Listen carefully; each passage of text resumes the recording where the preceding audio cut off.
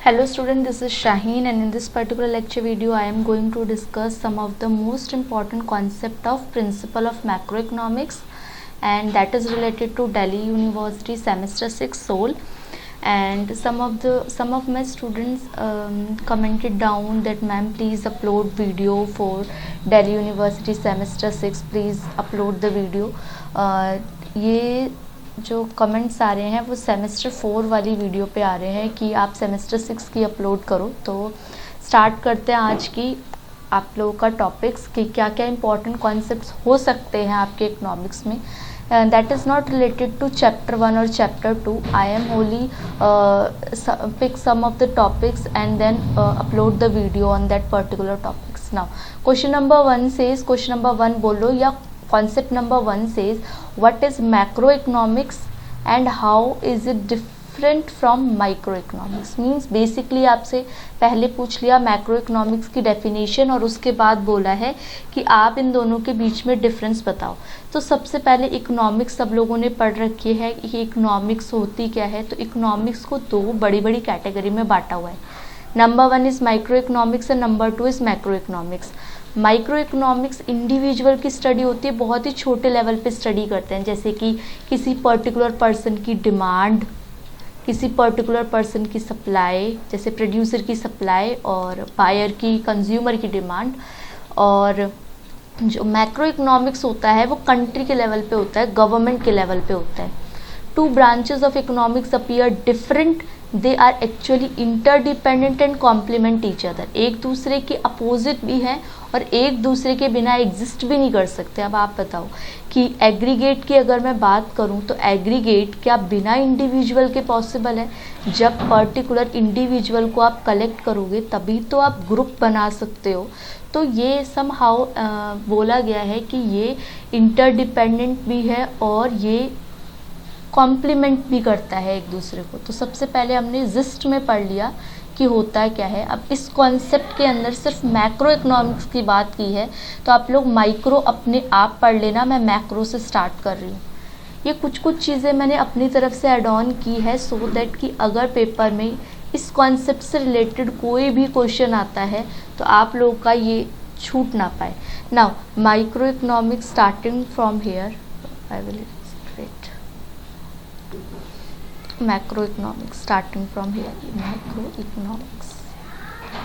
now heading इसको bold कर दिया. now macroeconomics analyze how an increase or decrease in net export impact a nation's capital account. सबसे पहले तो आप मैक्रो इकोनॉमिक्स की एक अच्छी सी डेफिनेशन प्रिपेयर करो कि macro economics is the study of aggregate of the peoples. Aggregate होता है लोगों का, ठीक है. Aggregate demand, aggregate supply. ऊपर भी हम लोगों ने पढ़ा था कि वहाँ पे गवर्नमेंट की बात हो रही थी, कंट्री की बात हो रही थी as a whole.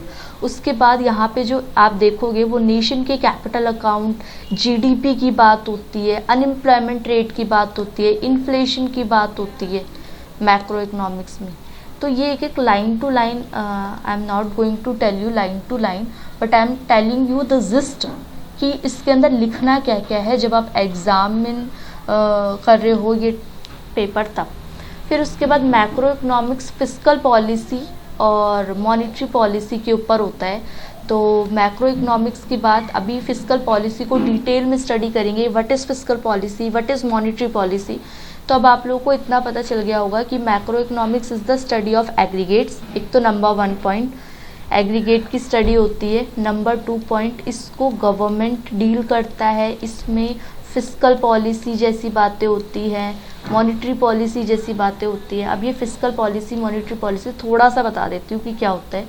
Monetary policy के अंदर आरबीआई कुछ ना कुछ डिसीजंस लेता है मनी के फ्लो के लिए, मनी का सप्लाई, आना जाना, मनी कितना फ्लो होना चाहिए इकोनॉमी के अंदर, ये मॉनेटरी पॉलिसी बताती है.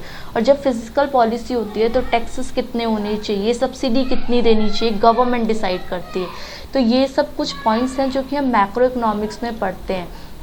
नाउ कुछ डिफरेंस यहाँ पे मैंने ऐड ऑन किया है कि मैक्रो इकोनॉमिक्स और मैक्रो इकोनॉमिक्स का डिफरेंस क्या है. तो सबसे पहला जो पॉइंट है that is micro economics concern itself decisions of individual, that is the important.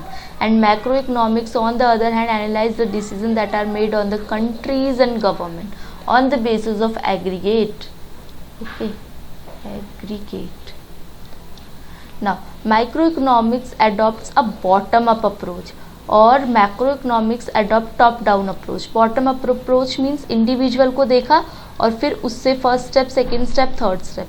और मैक्रोइकोनॉमिक्स की अगर मैं बात करूँ तो वो कैसे चलता है, टॉप डाउन. टॉप मीन्स ऊपर पे वर्क किया एंड देन नीचे नीचे नीचे वो इम्प्लीमेंट होता चला गया. फिर उसके बाद माइक्रोइकोनॉमिक्स. मैक्रोइकोनॉमिक्स के और पॉइंट्स हैं. The approach it focus on demand and supply of several other forces and price level. और macroeconomics policy and decision influence the direction taken by other players in the economy. इसका impact क्या क्या पड़ता है. Any deduction drawn from microeconomics has a rather smaller sphere of influence. मतलब छोटा फ़र्क पड़ता है, देख रहे हो, स्मॉलर. लेकिन जो मैक्रो इकोनॉमिक्स होता है ये लार्जर लेवल पे होता है, तो पूरी इकोनॉमी अफेक्ट होती है इससे. फिर एप्लीकेबिलिटी, ये कहाँ कहाँ लगता है.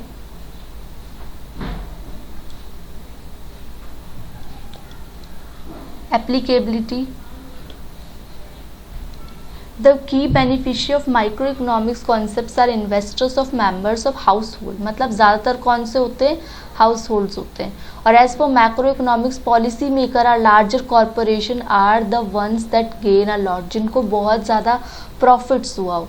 की कॉन्सेप्ट क्या है, some of the main terms in micro economics are consumption, income, household. और मैक्रो इकोनॉमिक्स के लिए मेन कॉन्सेप्ट क्या है, जीडीपी क्या है, इकोनॉमिक ग्रोथ रेट क्या है, इन्फ्लेशन क्या है, अनएम्प्लॉयमेंट्स क्या है. ये सारे जो मेन रोल हैं इसके अंदर. फिर जो मुझे कुछ पॉइंट्स बहुत ही अप्रोप्रिएट लगे थे इसके लिए कि माइक्रो इकोनॉमिक्स के फादर और मैक्रो इकोनॉमिक्स के फादर कौन कौन है. तो एडम स्मिथ को फादर ऑफ माइक्रो इकोनॉमिक्स बोला जाता है और जॉन मेनर्ड कीन्स को, जिनको हम केर्न्स के साउंड करते हैं, who is regarded as the father of macro economics. तो ये इंपॉर्टेंट पॉइंट है, आप ऐड कर सकते हो जब आप डिफरेंस बता रहे हो या पर्टिकुलरली अगर सिर्फ क्वेश्चन पूछा जा रहा है मैक्रो इकोनॉमिक्स के बारे में एक्सप्लेन करो, तब भी आप लोग इन पॉइंट्स को ऐड कर सकते हो. फिर कुछ एग्जांपल्स मैंने जस्टिफाई किए हैं माइक्रो इकोनॉमिक्स के, जो कि जैसे कि studying the cost of production of goods and revenue generated after selling the same goods, cost of product, एक प्रोडक्ट की cost, supply, demand for goods, customer की सेटिस्फेक्शन. फिर मैक्रो इकोनॉमिक्स के कुछ एग्जांपल्स हैं, जैसे जीडीपी कितनी है, पीपीपी कितनी है. ये पीपीपी आपकी हो गई परचेजिंग पावर पैरिटी. जीडीपी क्या हो गई, ग्रॉस डोमेस्टिक, ये तो स्टार्टिंग से पढ़ते आ रहे हैं, domestic product. NNP, net national product. Factors, these factors determine the national income of the country, not just one individual, एक अकेले इंडिविजुअल के लेवल पे नहीं. स्टडी इन्फ्लेशन डिफ्लेशन के बारे में पढ़ते हैं, डिमांड सप्लाई नेशनल स्केल पे पढ़ते हैं, एम्प्लॉयमेंट अनएम्प्लॉयमेंट के बारे में पढ़ते हैं, गवर्नमेंट एक्सपेंसेस एंड इनकम के बारे में पढ़ते हैं, मनी सप्लाई और उनके इंटरेस्ट रेट को पढ़ते हैं. तो hopefully some of the concepts are cleared in your head that what is micro economics and what is macro economics and the difference. Now I am adding a most important more concept, that is similarity between microeconomics and macroeconomics. Micro economics और macro economics, जैसे कि मैंने पहले बोला था कि ये some how complement भी करते हैं एक दूसरे को और इंटरडिपेंडेंट भी हैं एक दूसरे के ऊपर. तो यहाँ पे हम इंटरडिपेंडेंस सीख रहे हैं, मीन्स सिमिलैरिटीज़ सीख रहे हैं. मैक्रो इकोनॉमिक्स और माइक्रो इकोनॉमिक्स की सिमिलैरिटीज़ क्या हैं. तो अगर मैं माइक्रो इकोनॉमिक्स और मैक्रो इकोनॉमिक्स के बारे में कोई भी कॉन्सेप्ट की बात करूँ तो पहले डेफिनेशन की फ्रेमेशन होगी और उसके बाद बताया जाएगा कि ये किस तरीके से. यहाँ पे एग्जांपल्स हो गए कुछ.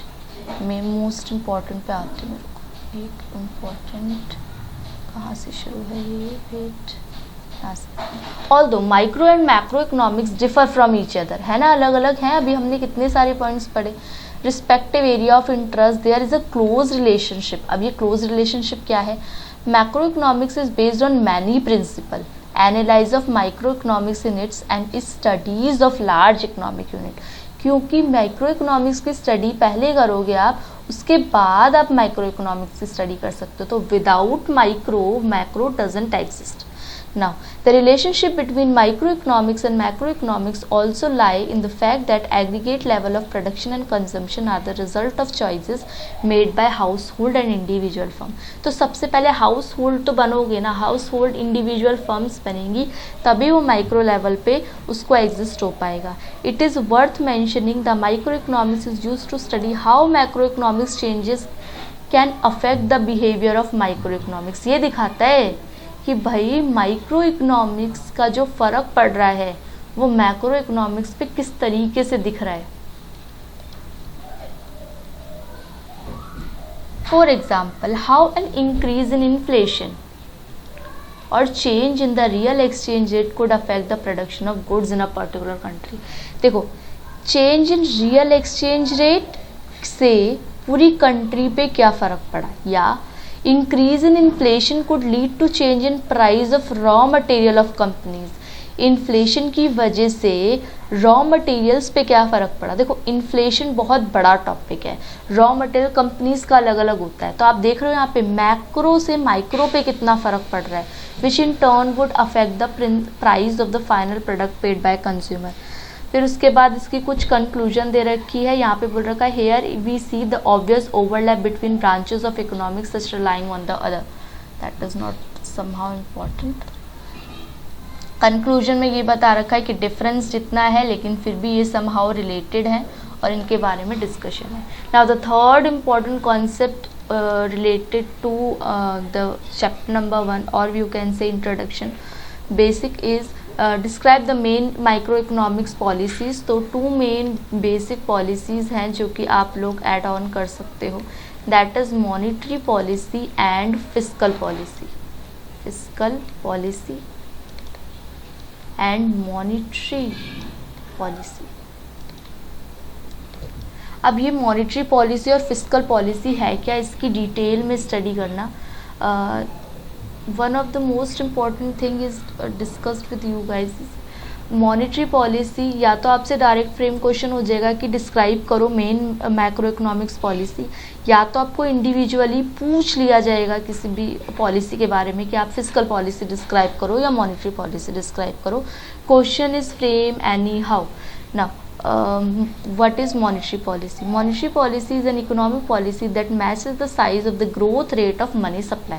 जैसे कि मैंने पहले डिस्कस किया था, मनी सप्लाई का साइज़ बढ़ाना है, घटाना है, किस तरीके से मनी की सप्लाई करनी है, वो पूरा का पूरा माइक्रो इकोनॉमिक्स बताता है।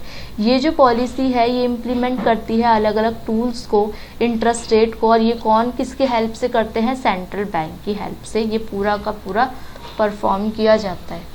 उसके बाद मॉनिटरी पॉलिसी के ऑब्जेक्टिव्स क्या हैं, सबसे पहले तो भाई इन्फ्लेशन को कंट्रोल करना, ठीक है, इन्फ्लेशन को कंट्रोल करना। देखो 3 टॉपिक्स बनते हैं यहाँ से, inflation, deflation, hyper inflation.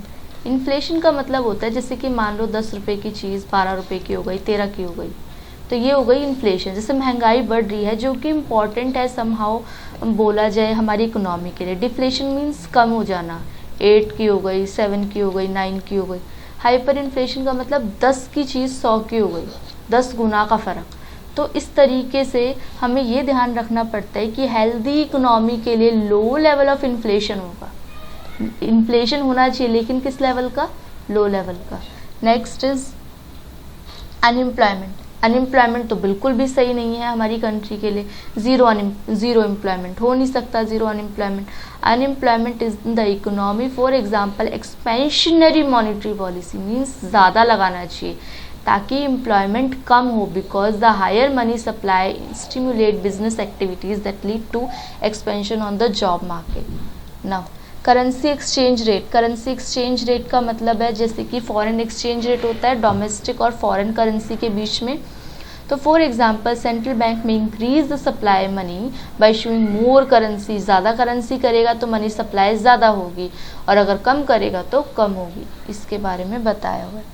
Monetary policy tools कौन कौन से हैं, इंटरेस्ट रेट एडजस्टमेंट जिसके अंदर हम लोग क्या करते हैं, शॉर्ट टर्म लोन्स लेते हैं, इंटरेस्ट रेट को बढ़ा के, घटा के, कहीं ना कहीं आपने कहीं पे सुना होगा CRR, SLR, जो कि CRR, SLR, bank rate, repo rate, reserve repo rate, तो इन सब चीज़ों को घटा बढ़ा के कहीं ना कहीं सेंट्रल बैंक अपनी पॉलिसी को इम्प्लीमेंट करती है आम पब्लिक को। फिर उसके बाद चेंज रिजर्व रिक्वायरमेंट। अब reserve requirement marginal reserve requirement होती है एक, ये देखो यहाँ पे क्या बोल रखा है, central bank usually set up minimum amounts of reserve that must be kept bye commercial bank. Commercial bank रखता नहीं है CRR की फॉर्म में, SLR की फॉर्म में, लिक्विड असेट्स को रखता है गोल्ड की फॉर्म में, SLR की फॉर्म में, CRR की फॉर्म में कैश रखता है, ठीक है। तो वो अगर मान लो वो बढ़ा देता है, CRR बढ़ा देगा, SLR बढ़ा देगा, तो उसके पास पैसे कम बचेंगे और वो आम जनता को लैंड करने के लिए क्या करेगा, कम दे पाएगा। और अगर ये मान लो कम कर देते हैं तो ये क्या होगा, ये ज़्यादा दे पाएगा, ठीक है। तो इस तरीके से चेंज रिजर्व रिक्वायरमेंट में हो जाता है। उसके बाद है ओपन मार्केट ऑपरेशन। जब गवर्नमेंट सेंट्रल बैंक क्या करती है, सेल करती है, सेल और परचेज करती है, बाय एंड सेल करती है गवर्नमेंट की सिक्योरिटीज़ को। जब भी उसको अपने पास इंजेक्ट करना होता है मनी को या एब्जॉर्ब करना होता है, अपना पैसा खींचती है या अपना पैसा डालती है इकोनॉमी में, तो वो ओपन मार्केट ऑपरेशंस के थ्रू करती है ताकि जो मनी सप्लाई है, जो भी डिसबैलेंस आया है इसमें उसको कंट्रोल किया जा सके। Expansionary and contractionary monetary policy क्या कहता है, इंक्रीज कर दो, एक्सपेंशनरी में इंक्रीज कर दो मनी के सप्लाई को, और कॉन्ट्रैक्शनरी मॉनेटरी पॉलिसी के अंदर डिक्रीज कर दो। वैसे तो मैं अपने एंड से बहुत ज़्यादा आप लोगों को वो बताती जा रही हूँ मोस्ट इम्पॉर्टेंट थिंग, लेकिन फिर भी अगर आपको और डिटेल वर्जन चाहिए इसका तो आप लोग कमेंटेड डाउन और मैं उसको और डिटेल में डिस्क्राइब करूँगी। फिस्कल पॉलिसी निकल गया, ये रहा fiscal policy. Fiscal policy, fiscal policy is termed used to describe the action a government take to influence, ये इंपॉर्टेंट पॉइंट है यहाँ पे। गवर्नमेंट लेती है इकोनॉमी में purchasing product and service from business and collecting tax, tax की format में। अगर एक मान लो टैक्सेस लगा देती है किसी भी चीज़ से, मान लो 100 रुपये की कोई चीज़ है, उस पर 10 रुपये का टैक्स हो गया, 110 महंगी हो गई।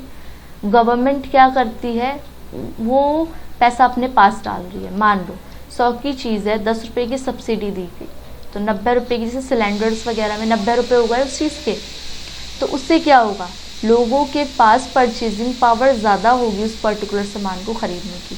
तो फिस्कल पॉलिसी की एक और डेफिनेशन दे रखी है, refers to economic intent behind the decision for how the money is used. देखो कॉम्प्लिकेटेड लैंग्वेज लिखने की ज़रूरत नहीं है, टू द पॉइंट लिखो, जिस तरीके से आप लोगों को कंफर्टेबल लगे, पता लगे। 10 ईयर्स में इस तरीके की लैंग्वेज लिखी हुई है, मैंने उसको गो थ्रू किया और मुझे उसकी लैंग्वेज बहुत डिफ़िकल्ट लगी आप लोगों के पॉइंट ऑफ व्यू से, इसलिए मैंने ये खुद फ्रेम किए हैं points. Now, for example, government can lower taxes and raise spending to boost the economy is needed, जिसकी बात भी मैंने की थी। और if the economy is doing well, government can reduce spending, spending कम कर सकती है, spending ज़्यादा कर सकती है, देख रहे हो दोनों पॉइंट, raise spending करेगी, reduce spending करेगी। फिर उसके बाद टाइप्स ऑफ फिस्कल पॉलिसी जो कि इतनी इम्पॉर्टेंट है, एक्सपेंशनल फिस्कल पॉलिसी और कॉन्ट्रैक्शन फिस्कल पॉलिसी, दोनों में यही बात बोल रखी होगी कि गवर्नमेंट पुट इन करती है अपने एफर्ट्स, ज़्यादा पैसे डालती है इकोनॉमी के अंदर, सब्सिडीज़ देने लगती है लोगों को, टैक्सेस कम कर देती है, तो उससे एक्सपेंड हो जाती है फिस्कल पॉलिसी।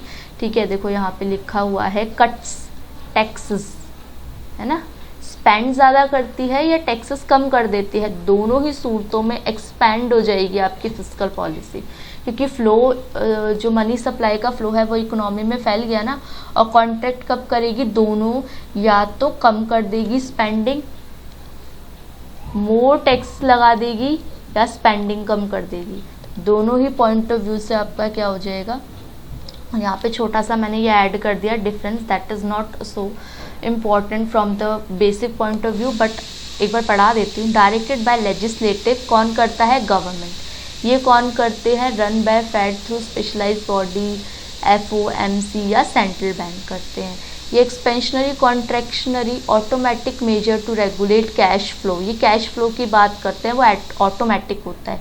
ये directed on money supply and the federal funds interest rate, मतलब इंटरेस्ट रेट के बेसिस पे मनी सप्लाई डायरेक्टली इन्फ्लुएंस होता है और ये ऑटोमेटिक होता है। Economic changes are gradual, changes can take affect within 6 month. इन्होंने बोल रखा है इकोनॉमिक चेंजेस जो हैं वो ग्रेजुअल हैं, होते रहते हैं, कभी कभी भी होंगे, और changes can take affect within 6 month, 6 month में मॉनेटरी पॉलिसी चेंज होती है। तो ये था आप लोगों के कुछ कॉन्सेप्ट्स जो कि बहुत ज़्यादा बच्चों ने मुझे डिमांड किए थे कि मैम इसकी वीडियो अपलोड करो। एक टेलीग्राम का चैनल लिंक डाल दूँगी मैं, ताकि आप लोग वहाँ से ये नोट्स गो थ्रू करो PDF के थ्रू, उसको रीड करो, थोरोली रीड करो, रटने मत बैठो, इतना टाइम नहीं है आप लोगों के पास, रटो, 1-2 बार वीडियो को गो थ्रू करो, आप लोगों को कॉन्सेप्ट समझ आ जाएंगे। You are that much capable कि आप लोग अपना आंसर फ्रेम कर सको ना। The most important thing is, अब आप लोगों का वीडियो कंप्लीट, चैनल को सब्सक्राइब करो, लाइक करो, वीडियो को शेयर करो एज मोर एज पॉसिबल, कि आप लोगों के शेयर की वजह से ही मुझे इतनी अप्रिशिएशन मिलती है और मैं वर्क कर पाती हूँ उस पर। Okay, thank you for watching and we will meet on the next lecture video. Bye bye, be happy.